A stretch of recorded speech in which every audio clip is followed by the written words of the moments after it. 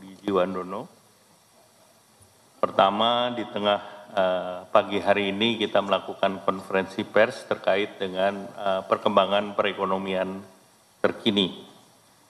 Ini yang di tengah ketidakpastian global, berbagai isu mengenai kinerja ekonomi, terutama penguatan dolar terhadap semua mata uang lainnya, serta isu lain, dan tekanan yang bersumber dari sektor eksternal. Nah, tentu perkembangan ini memerlukan penjelasan yang pada dasarnya fundamental ekonomi kita masih kuat dan kita masih tumbuh di atas ekspektasi pasar. Dan Bank Dunia baru saja menaikkan growth forecast Indonesia di tahun 2024 yang tadinya 4,9% menjadi 5% dan untuk tahun 2025 dari 4,9 menjadi 5,1%. Tengah perekonomian dunia mengalami inflasi tinggi, inflasi Indonesia terus terjaga dalam rentang target sasaran di bawah 3%. Demikian pula angka postur APBN 2024 dan defisit fiskal serta debt to GDP tentu hasilnya ataupun masih sangat positif. Nah, tentu beberapa hal yang saya juga ingin sampaikan bahwa telah ada pertemuan antara pemerintah dan Presiden terpilih. Dalam pertemuan tersebut, saya, Bu Menteri Keuangan, Mas Tommy Jiwandono, Pak Presiden terpilih, dan juga Wakil Ketua DPR, Pak Sufmi Dasko, itu melakukan rapat dan sudah dijelaskan terhadap kondisi perekonomian maupun terkait dengan RAPBN di tahun 2025 nanti. Nah, pada prinsipnya beliau telah memahami dan menyetujui hal yang kemarin dibahas di dalam rapat, termasuk salah satunya terkait dengan dukungan terhadap program-program yang menjadi program unggulan, dan salah satunya tentu program bergizi gratis yang sudah dialokasikan di dalam anggaran RAPBN 2025 sebesar 71 triliun dan tentu ada skala prioritas dan hal teknis lainnya nanti tentu akan disampaikan oleh Bu Menteri Keuangan. Pada rapat tersebut, Bapak Presiden terpilih dan pemerintah hari ini, pemerintah sekarang telah sepakat dan setuju dengan besaran makro yang sedang di dalam pembahasan dengan DPR dan masih ada tahapan pembahasan DPR yang sedang berjalan. Selanjutnya, kalau kita lihat perekonomian dunia diproyeksikan masih di bawah tren jangka panjang dengan downside risk, tentu tensi geopolitik, fragmentasi geoekonomi, kemudian pelemahan ekonomi Tiongkok, penguatan dolar Amerika, serta suku bunga tinggi di negara maju dan pengetatan fiskal di negara maju. Kemudian meningkatnya ketidakpastian, tingginya inflasi dan mundurnya ekspektasi suku bunga The Fed, ini telah mendorong investor beralih ke aset safe haven, emas maupun dan juga dolar, sehingga menyebabkan depresiasi nilai tukar. Harga emas diperkirakan akan terus meningkat dan sebetulnya Indonesia punya kesempatan karena Indonesia punya refinery, copper refinery akan segera berproduksi di akhir tahun ini dan segera commissioning dalam 1-2 hari ke depan. Nah, komoditas CPO naik 7,26%, nikel 4,94%, dan tembaga 15%. Nikel tembaga adalah komoditas yang dibutuhkan dalam renewable energy dan EV. Nah, ekonomi Indonesia sendiri di triwulan 1 tumbuh 5,11%, ini lebih tinggi dari triwulan yang di tahun yang lalu, dan lembaga rating juga memberikan asesmen positif bahwa ketahanan ekonomi tetap terjaga dan pertumbuhan ekonomi diikuti dengan perbaikan ketenaga kerjaan di mana jumlah penduduk bekerja bertambah 3,55 juta orang dan pengangguran berkurang sebesar 0,79 juta orang dan proporsi pekerjaan formal meningkat menjadi 40,83%, inflasi sebesar 2,84 dan ini dalam rentang yang sesuai dengan APBN. Tentu hal ini akan mendorong Indonesia menjadi tetap terjaga dan pertumbuhannya pertumbuhan yang positif. Kalau istilah Pak Presiden, pertumbuhan yang segar, tumbuh positif, inflasi di bawah pertumbuhan pertumbuhan ekonomi. Sektor real juga baik, PMI di level ekspansif di atas 50 selama 33 bulan berturut-turut. Demikian pula dengan indeks keyakinan konsumen ini juga tetap tinggi di angka 125,2 dan juga indeks penjualan tetap tumbuh di angka 4,7. Sektor eksternal tetap kuat, buffer terhadap tekanan global, neraca perdagangan tetap surplus di angka 2,93 miliar dan surplus ini 49 bulan berturut-turut, sedangkan neraca pembayaran mencatatkan defisit 6 miliar setelah kuartal sebelumnya di Q4 surplus 8,6. Nah tentu peningkatan pembayaran imbal hasil atas investasi atau investasi portofolio ini sejalan dengan apa yang sering disebutkan yaitu tingkat suku bunga tinggi yang higher for longer di tingkat global. Sementara defisit transaksi berjalan mencapai 0,64% dari PDB atau 2,2 miliar. Di sektor keuangan ini berperan sebagai intermediasi dari penunjang fundamental ekonomi, pertumbuhan kredit, DPK meningkat kembali di angka 11%, kredit investasi dan modal kerja terus tumbuh, realisasi investasi pun naik 9,8% menjadi 401,5. Nah, kemudian penguatan dolar terhadap mata uang dunia termasuk rupiah ini seiring dengan keluarnya penguatan dolar akibat yield, namun BI telah mengintervensi dan dibandingkan negara lain real yield kita relatif menarik dengan risiko yang moderat. Kemudian kalau kita bandingkan beberapa negara itu slide yang nomor 13 ya. Nah kalau kita lihat beberapa negara lain, kita lihat central bank policy-nya, tingkat suku bunga kita 6,25, kita relatif dari seluruh indikator berada pada green, daerah yang aman. Jadi negara-negara seperti Indonesia itu relatif lebih baik dari negara ASEAN lain kecuali Thailand, kemudian dengan rating yang relatif baik, dengan kita punya inflation juga relatif baik dibandingkan yang lain, kemudian dari segi current account juga kita relatif terjaga dalam presentasi terhadap GDP, minus 0,64, kita lihat banyak negara lain, bahkan negara-negara yang seperti negara di bawah Indonesia relatif banyak, termasuk India, Cina, dan yang lain.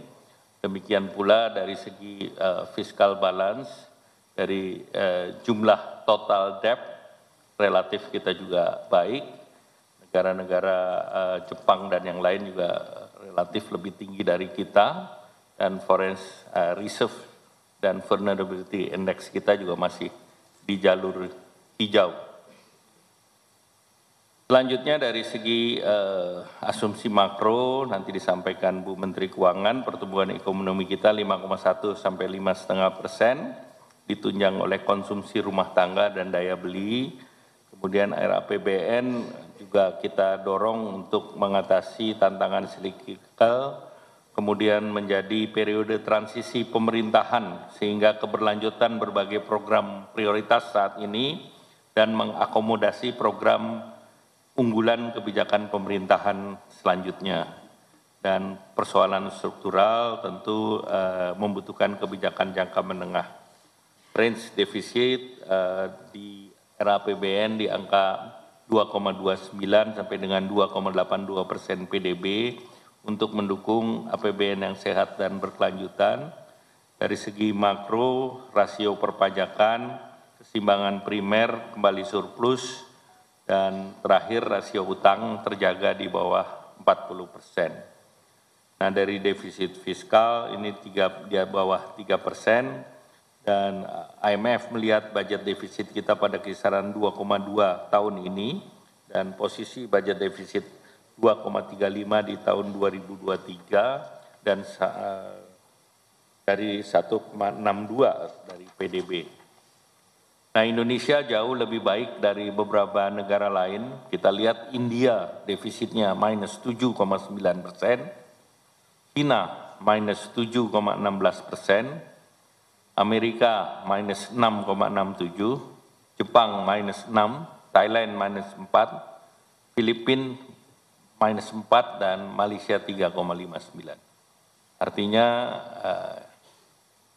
budget defisit di negara lain tinggi dan juga relatif kita lebih baik dari negara-negara yang tersebut. Demikian pula rasio utang kita 38,98%. Negara lain seperti Jepang hutangnya 254%. Kenapa mereka hutang besar? Karena bunganya negatif. Kemudian Amerika 123% hutangnya, tapi karena mereka yang mencetak dolar, Amerika dolarnya aman-aman saja. Dan India 82%, Malaysia 66%, dan Thailand 64%, Korea Selatan 56%. Jadi artinya dengan defisit mereka negara lain tinggi, kita tidak perlu khawatir karena kita tetap di bawah 40%. Kemudian dari segi daya saing, kita lihat daya saing kita itu kenaikan signifikan dari peringkat ke-34 menjadi ke-27. Nah, beberapa hal yang menjadi penting yaitu dari government efisiensi itu naik 8 level. Jadi dianggap pemerintahnya itu efisien, yaitu dari ranking 31 menjadi 23. Dari bisnis efisiensi naik 6 level, dari 20 ke 14, dan didukung ini oleh produktivitas dan praktek bisnis yang sehat serta sektor keuangan. Dari economic performance itu naik dari 29 menjadi 24. Nah, Indonesia ini menarik karena di antara negara ASEAN kita mengalami perbaikan ke posisi ketiga. Hanya ada 3 negara ASEAN, yaitu Singapura rankingnya pertama, Thailand ke-25, dan Indonesia ke-27. Nah, daya saing ini terus naik dari segi 3 tahun berturut-turut. Namun saya juga memberi catatan dari tingkat kalau kita kembali ke angka AMD, dari daya saing perburuhan itu menarik karena dari segi buruh pun kita efisiensinya di labor market kita di posisi nomor 2 di antara jumlah negara yang disurvei oleh AMD. Jadi labor market kita relatif sudah baik. Kemudian kita juga melihat bahwa kebijakan makro, reform birokrasi, anggaran prioritas belanja, perangkat hukum, dan sumber pertumbuhan ekonomi dan kesempatan kerja kita bisa jaga. Memang sekarang AMD ini salah satu atau satu-satunya ranking yang ada karena yang World Bank kemarin sudah ditarik.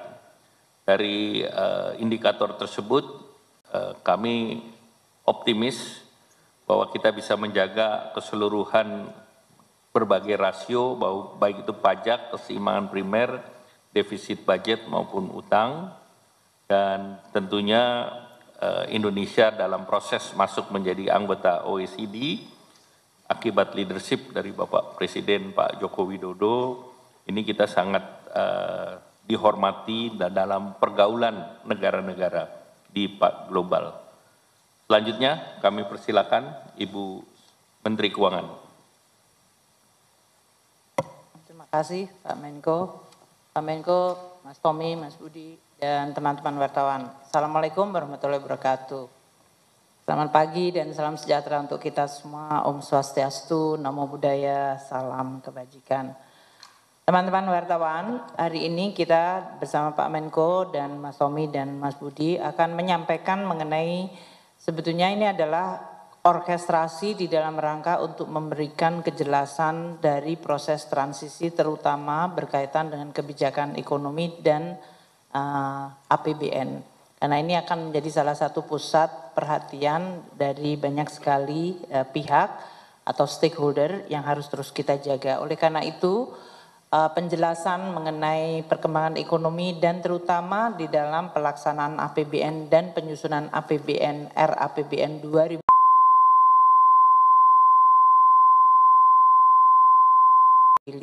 itu menjadi sangat penting.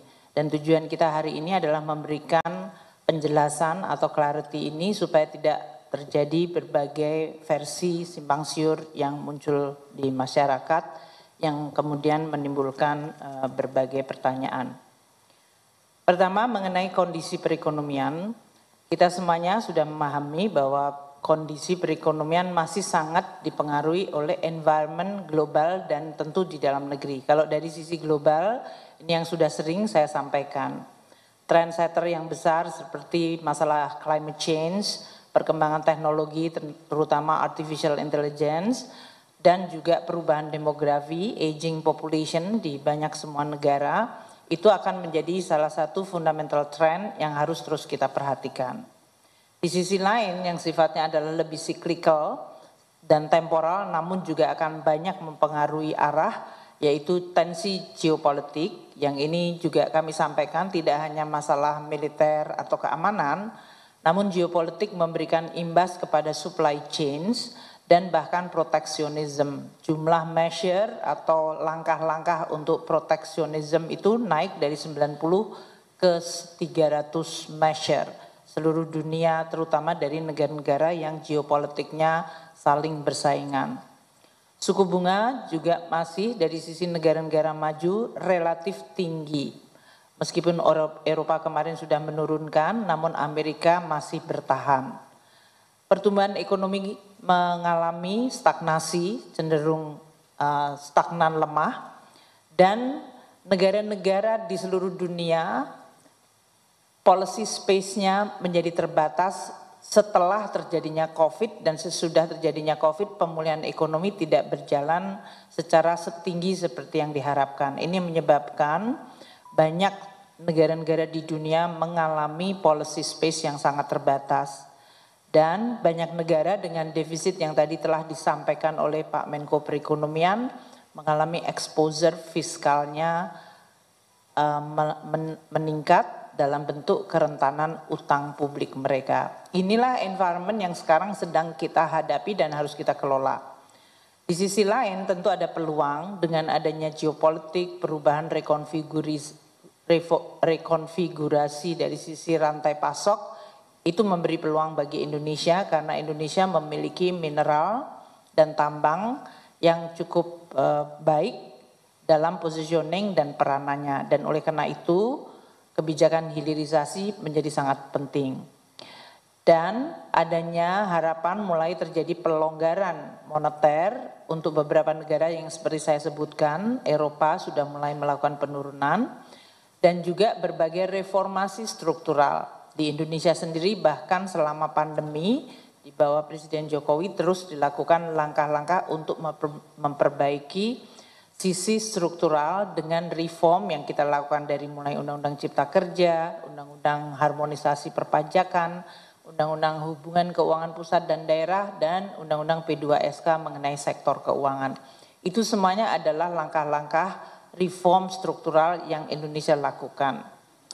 Nah, dengan pertumbuhan global yang masih stagnan, inflasi yang masih tinggi, kita harus mulai melakukan adjustment terhadap trade-off yang dihadapi policy-policy kita.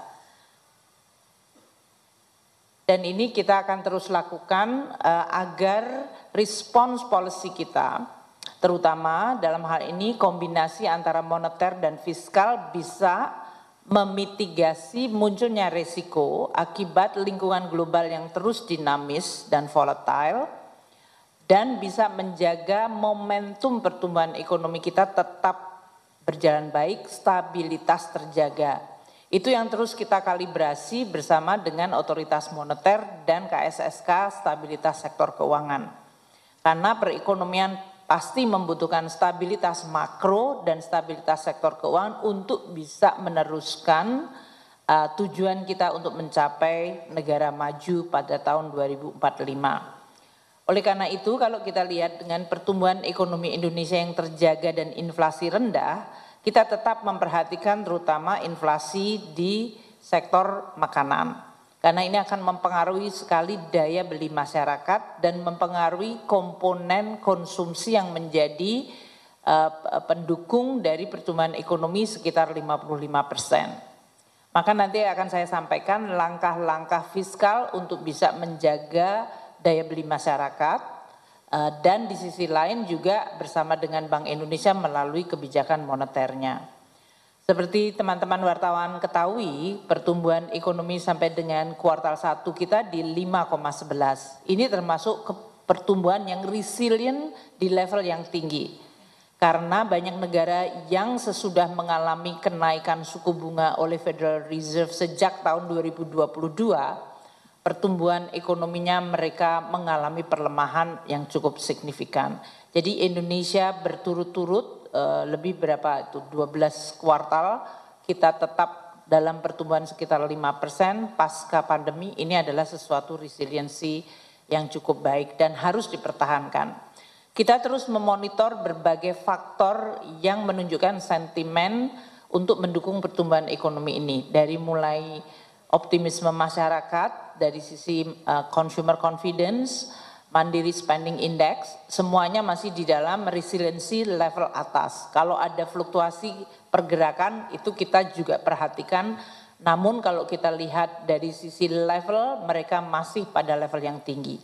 PMI Indonesia masih dalam zona ekspansif. Konsumsi listrik kita sesudah awal tahun kemarin terutama yang untuk industri sedikit mengalami penurunan negatif, sekarang sudah ada di zona positif lagi di 1,8%. Untuk bisnis juga masih resilient di level di atas 8%. Ini cukup baik karena berarti dengan konsumsi listrik aktivitas ekonomi berjalan.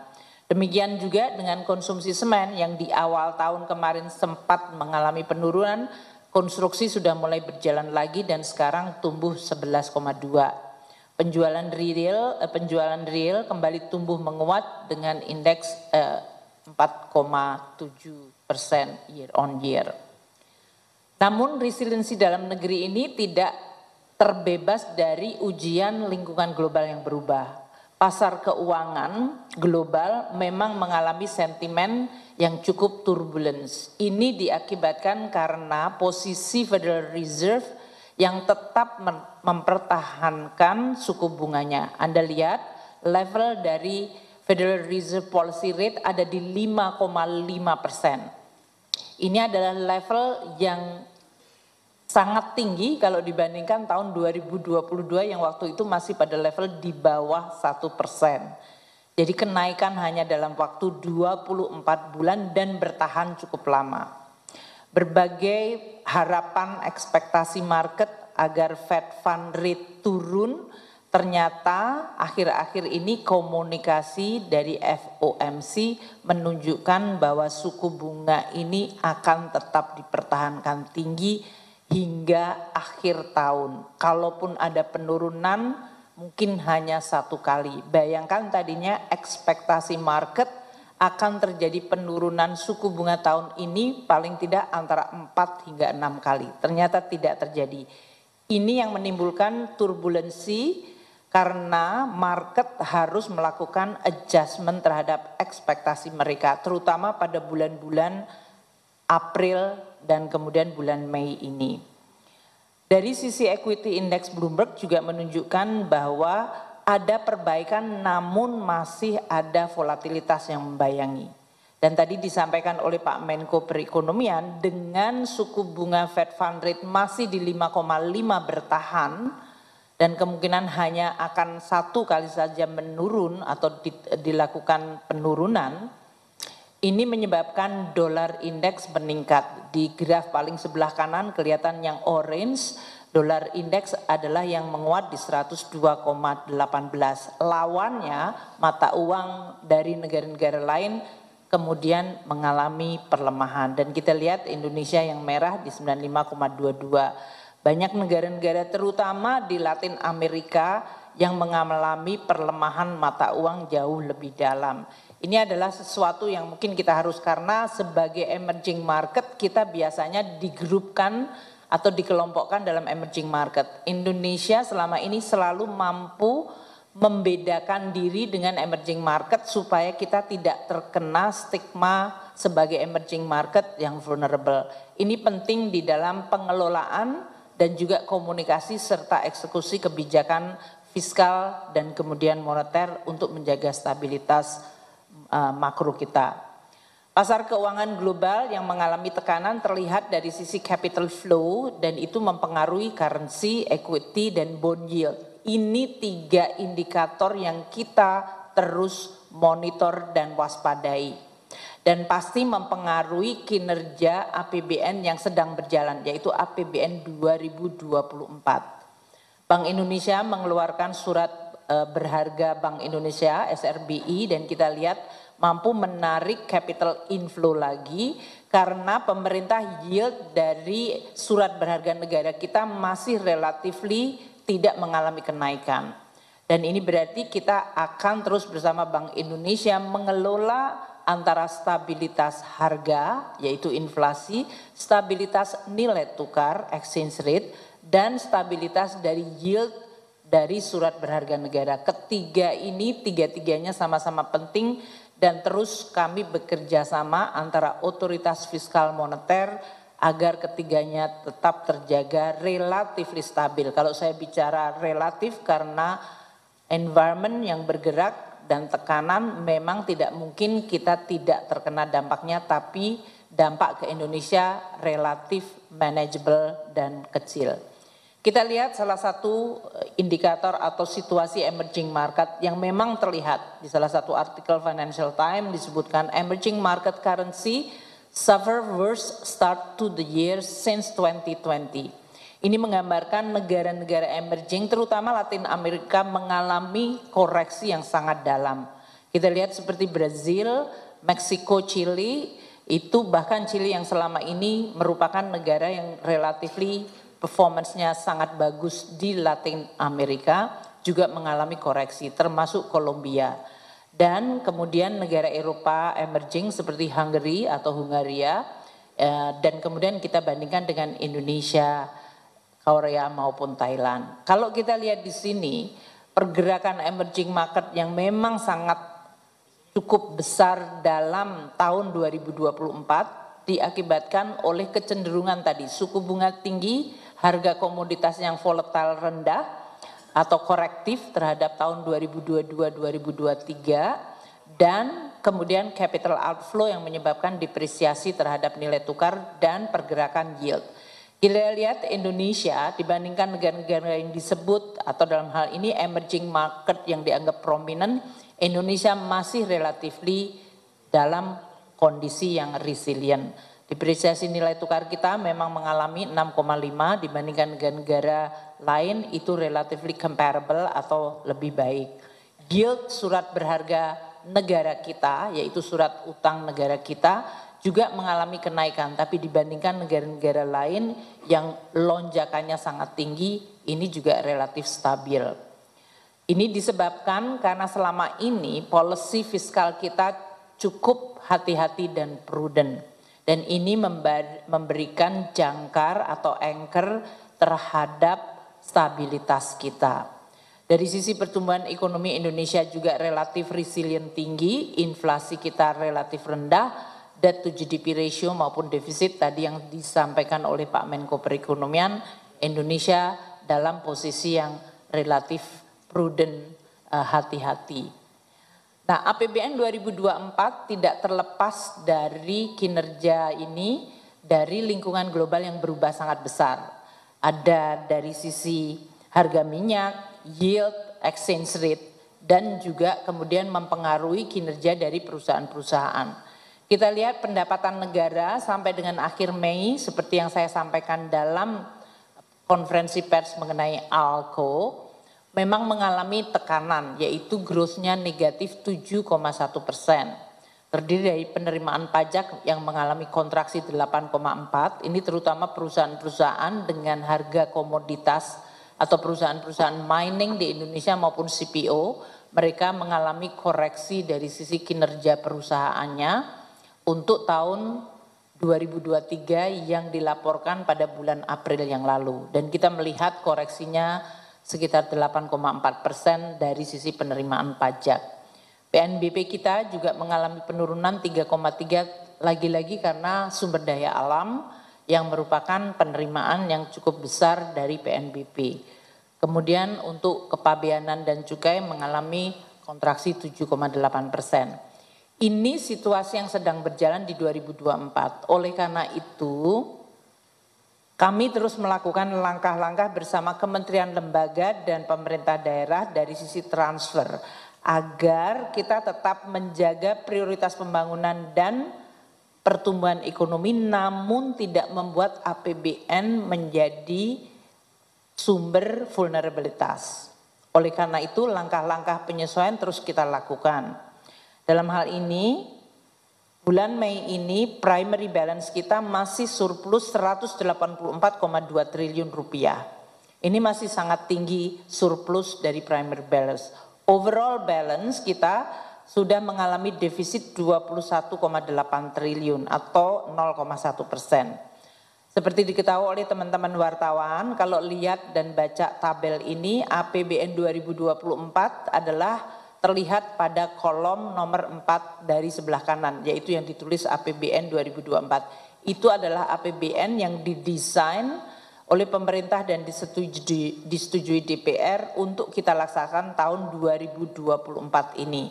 Di mana postur 2024 defisitnya adalah 2,29% dari GDP.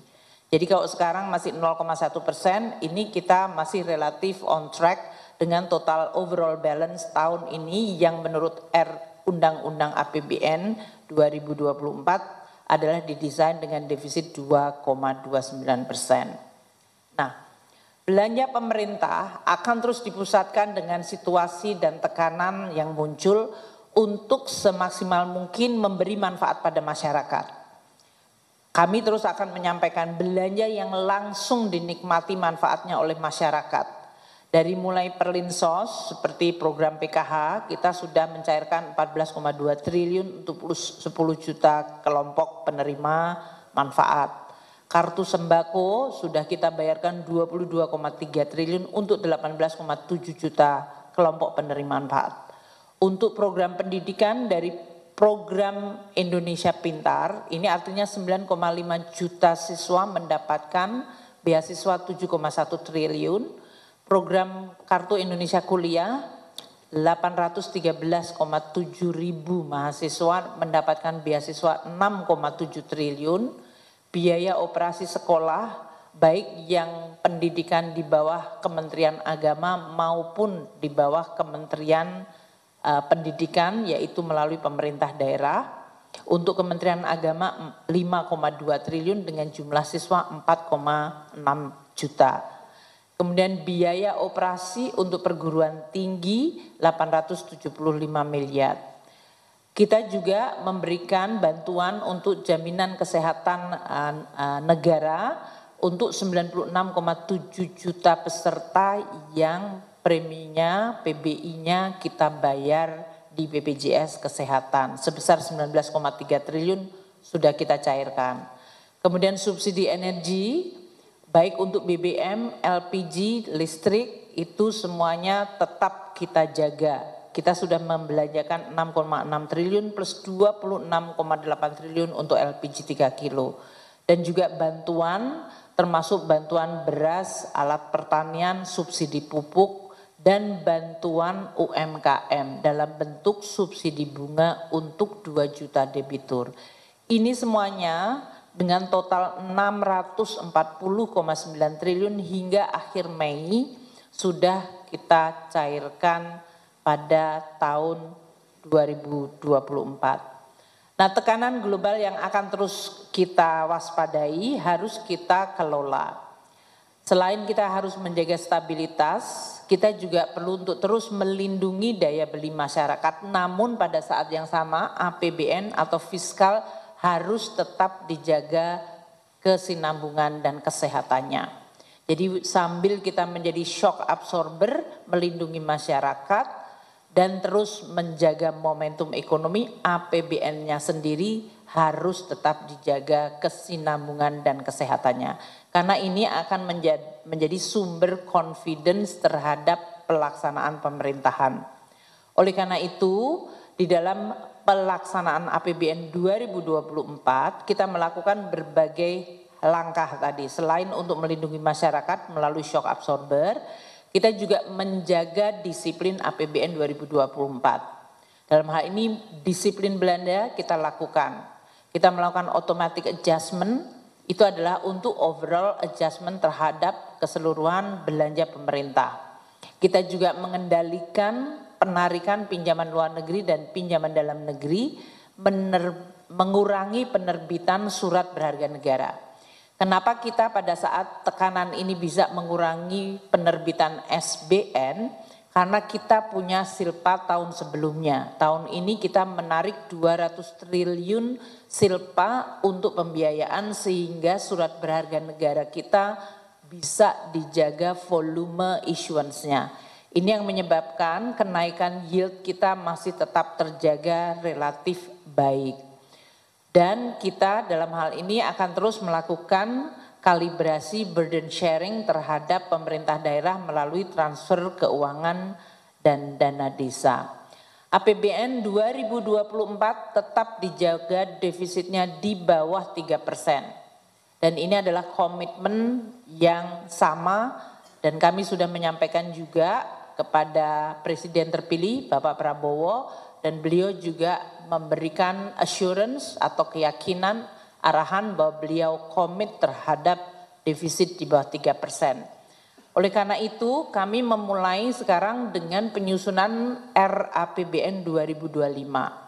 Kami ingin sampaikan kepada teman-teman wartawan siklus pembahasan RAPBN 2025 yang disiapkan oleh pemerintah sekarang untuk pemerintahan terpilih pada tahun 2025 yang akan datang. Oleh karena itu APBN transisi memang harus terus dikomunikasikan, dikoordinasikan, disinkronkan antara pemerintah saat ini yang menyusunnya dengan pemerintah yang akan menjalankan, yaitu Presiden terpilih dan Wapres terpilih Presiden Pak Prabowo dan Gibran.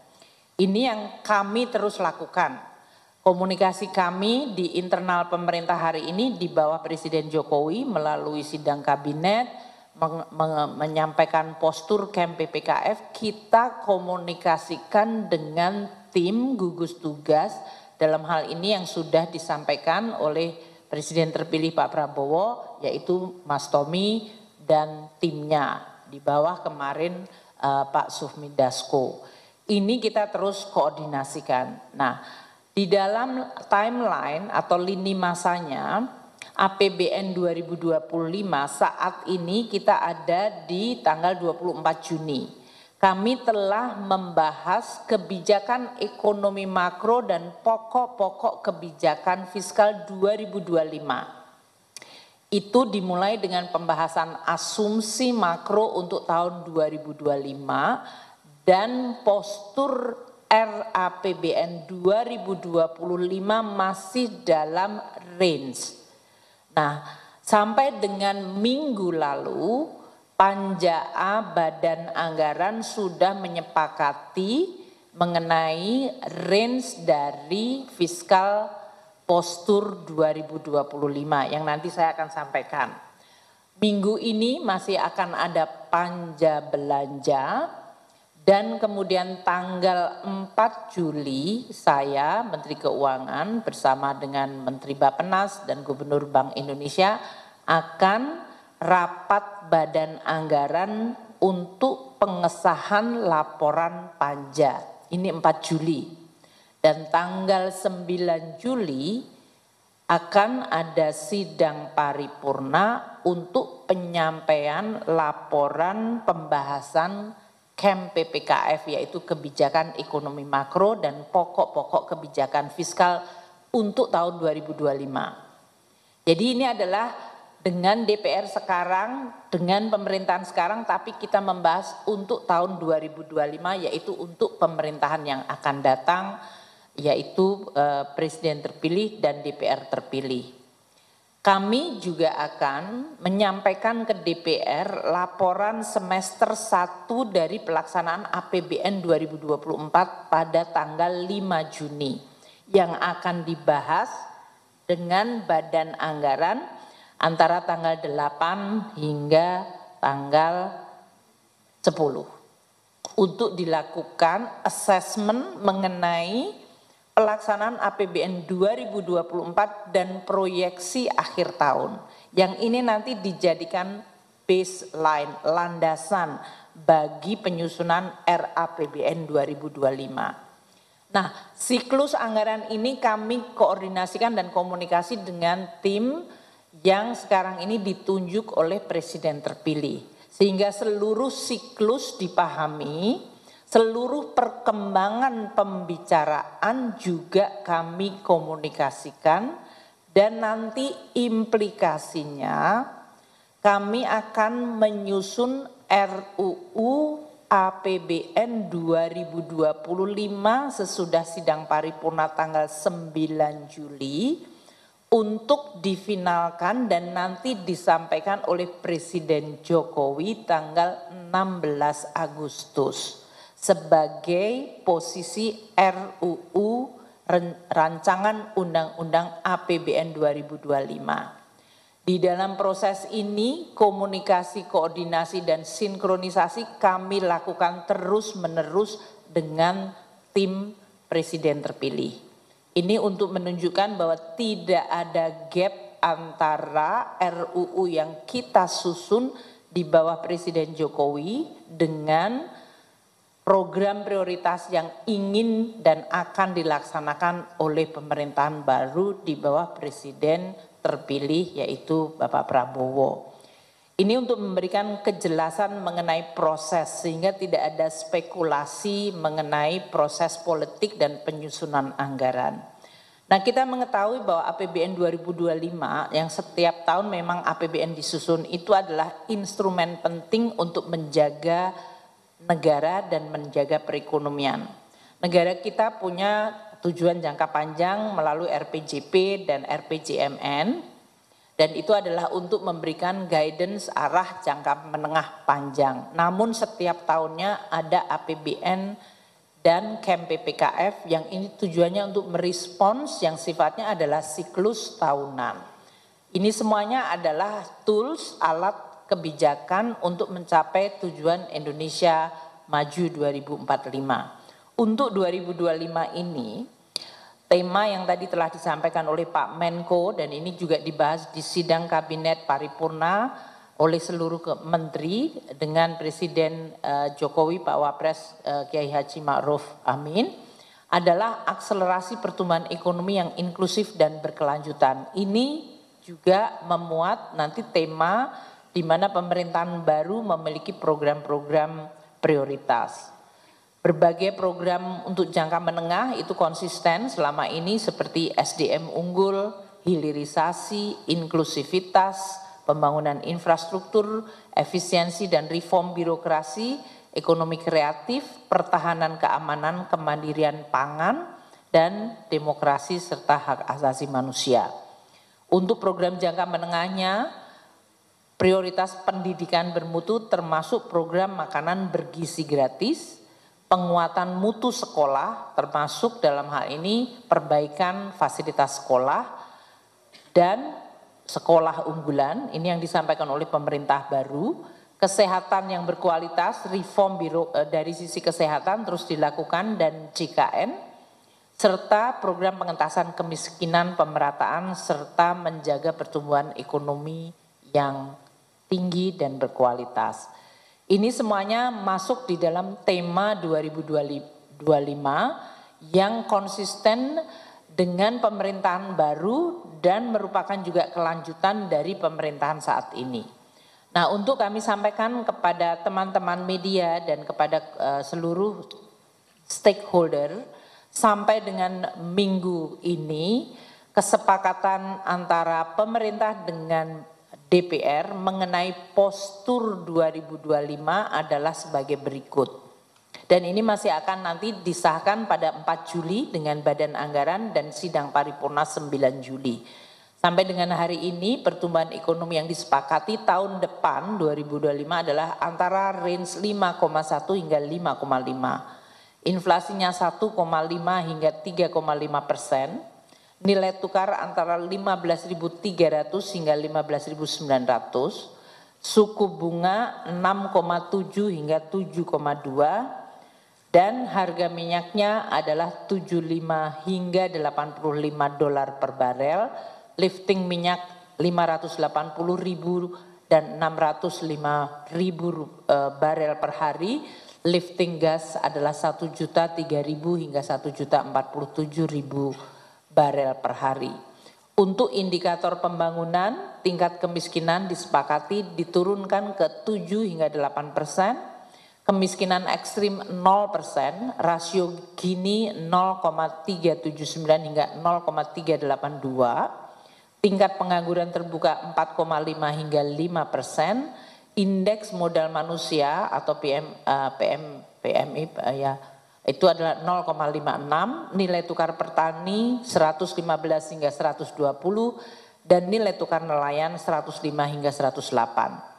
Postur APBN 2025 yang sudah dibahas di dalam KEM PPKF, baik asumsi dengan Komisi 11, Komisi 7 untuk harga minyak, dan dengan Badan Anggaran adalah yang ada di bawah. Pendapatan negara di dalam range 12,3 hingga 12,36% dari GDP, belanja negara 14,59 hingga 15,18% dari GDP, keseimbangan primer antara 0,15 defisit hingga 0,61% defisit dari GDP, dan defisit antara 2,29 hingga 2,82. Dengan kesepakatan ini nanti kami akan menyusun RAPBN 2025 yang akan disampaikan oleh Bapak Presiden Jokowi kepada sidang paripurna DPR tanggal 16 Agustus. Nah, banyak pertanyaan mengenai program prioritas makanan bergizi gratis. Kami telah berkomunikasi dengan Presiden terpilih Bapak Prabowo dan timnya, dan ini untuk memberikan clarity mengenai bagaimana makanan bergizi gratis akan fit di dalam RAPBN 2025. Presiden terpilih Bapak Prabowo telah menyampaikan bahwa beliau menyetujui bahwa pelaksanaan program makanan bergizi gratis MBG dilaksanakan secara bertahap. Dan untuk tahun pertama pemerintahan beliau, tahun 2025 telah disepakati alokasi sekitar 71 triliun di dalam RAPBN 2025. Nah, teman-teman wartawan tadi sudah lihat di dalam slide sebelumnya, angka 71 triliun itu ada di dalam range postur defisit 2,29 hingga 2,82. Jadi kembali ke slide selanjutnya, angka 71 triliun bukan merupakan on top di atas itu, tapi sudah di dalamnya. Dan nanti kita akan susun pada saat kita menyusun RUU APBN 2025 yang akan disampaikan oleh Bapak Presiden Jokowi tanggal 16 Agustus. Detail mengenai program makan bergizi gratis ini nanti akan dijelaskan oleh tim dari Presiden terpilih. Namun untuk postur APBN sudah kita masukkan dan sudah disepakati oleh Bapak Presiden terpilih, yaitu dimulai bertahap dengan anggaran awal 71 triliun. Nah, kami di Kementerian Keuangan akan terus menyusun APBN ini melalui proses yaitu di sidang kabinet sendiri di bawah Presiden Jokowi dan Wakil Presiden Kiai Haji Ma'ruf Amin dan Kabinet Paripurna Pak Menko Perekonomian dan seluruh kabinet, dan berkonsultasi dengan tim dari Presiden dan Wapres terpilih yaitu Prabowo Gibran. Ini semuanya dilakukan mengikuti siklus APBN yang diatur dalam Undang-Undang Keuangan Negara dan akan dibahas secara transparan dengan DPR untuk mendapatkan persetujuan Undang-Undang APBN.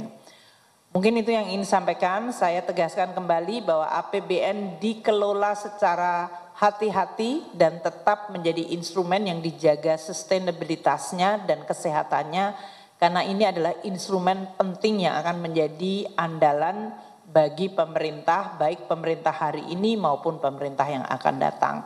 Dan selama ini komunikasi kami berjalan dengan baik untuk tetap memiliki komitmen terhadap pengelolaan fiskal yang prudent, hati-hati, dan tetap sehat serta sustainable. Demikian dari saya, kami serahkan kembali kepada Pak Menko. Terima kasih Bu Menteri Keuangan. Selanjutnya kami persilahkan Pak Tommy Jiwandono. Terima kasih Pak Menko. Yang terhormat